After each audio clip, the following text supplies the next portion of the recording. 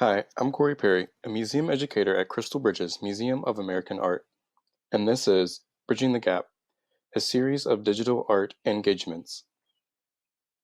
In this segment, we will look at Deer by Tony Tasset. Before we go any further, make sure you have a pencil and paper handy. Please, pause the video now to collect what you need.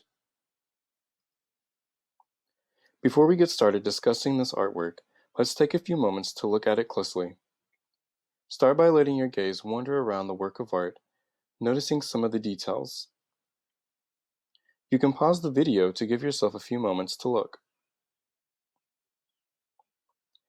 Now that you have looked closely at this work of art, what are some of the things that you noticed?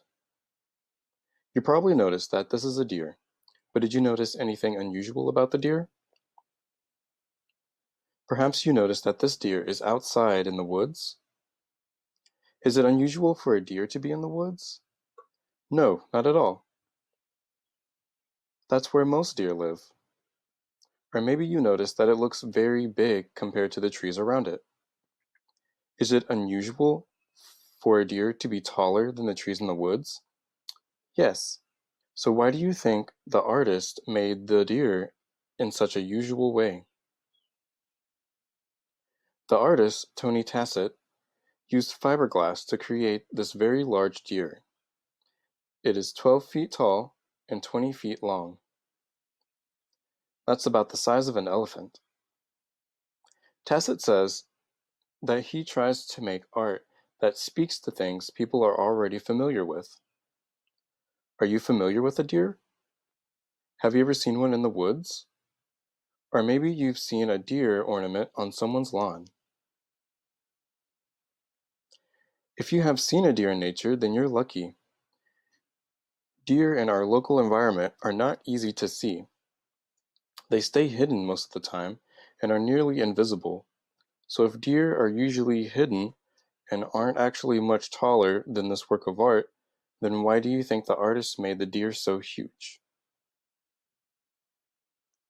This deer dominates its space and demands our attention. This supersized animal suggests the imbalance in our living spaces between humans and animals. Environments where animals, such as deer, live are often disrupted by humans. Humans build neighborhoods and towns in spaces that were once wooded and dominated by animals. What happens whenever humans change the space where animals live? Where do the animals go? How do the animals' lives change because of human behavior? This artist brings our attention to the connection that humans and animals share in our world. And he gets us to think about the ways that humans can affect the lives of animals around us.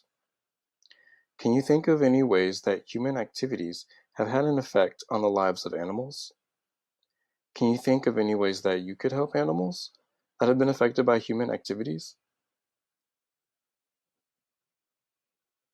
Okay, now's the time for our extension activity. Think about the way that artists made this deer very large in order to get you to think about the effects of human activities on animals. Now think of an animal that may have been affected by human interaction and draw a supersized version of that animal, just like Tony Tasset did with this deer. Thank you for watching. This has been Bridging the Gap from Crystal Bridges.